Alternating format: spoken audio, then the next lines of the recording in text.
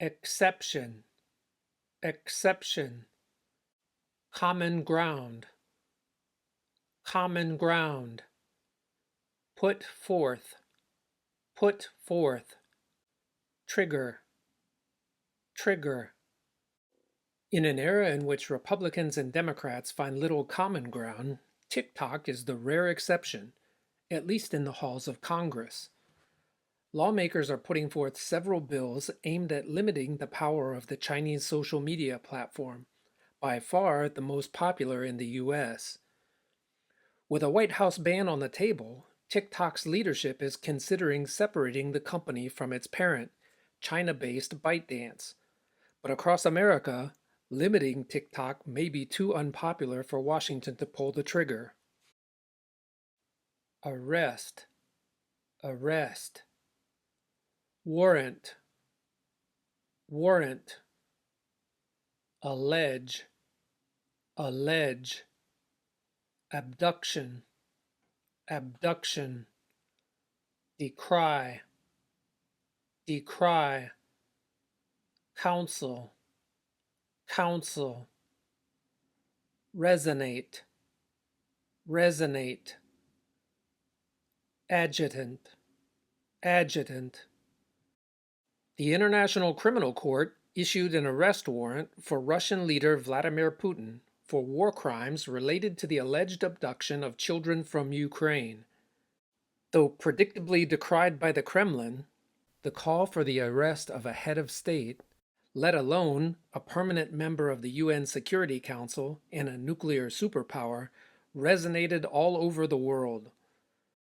It could also be the beginning of a series of charges against Putin, his adjutants, and Russian forces over waging the war on Ukraine, as well as allegations of mass executions, torture, and the targeting of residential homes and infrastructure. Regional, regional. Down for the count, down for the count. Plummet, plummet. Aftermath, aftermath. Tide over, tide over. Proclaim, proclaim. In the span of a week, 3 regional banks, Silvergate, Silicon Valley, Signature, went down for the count. A 4th mid-sized lender, First Republic, was looking like it might join them, its shares having plummeted in the aftermath of SVB's implosion. On Thursday, Wall Street rode to First Republic's rescue as the biggest U.S. banks deposited $30 billion to tide it over. Among them, J.P. Morgan, Bank of America, Citigroup, and Wells Fargo will each contribute $5 billion, while Goldman Sachs and Morgan Stanley will kick in $2.5 billion. One analyst proclaimed that with the rescue of First Republic, the banking crisis is over. Trump claims he will be arrested on Tuesday in New York criminal case. Ex-president makes remark on Truth Social without any official confirmation of the likelihood or timing of charges being brought.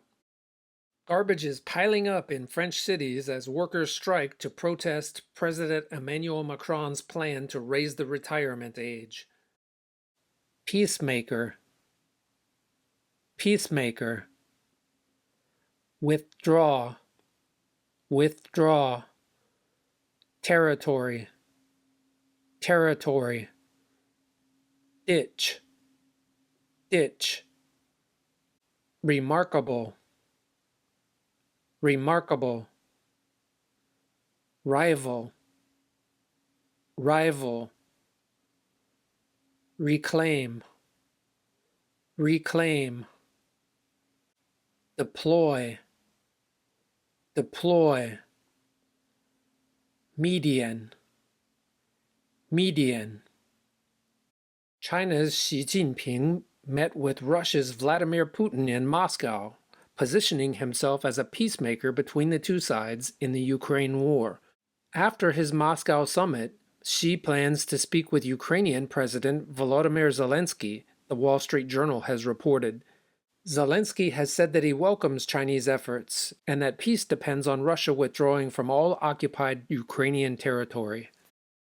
Every 15 years or so, it seems, the U.S. economy rolls into a ditch, and the tech industry pulls something remarkable out of its labs.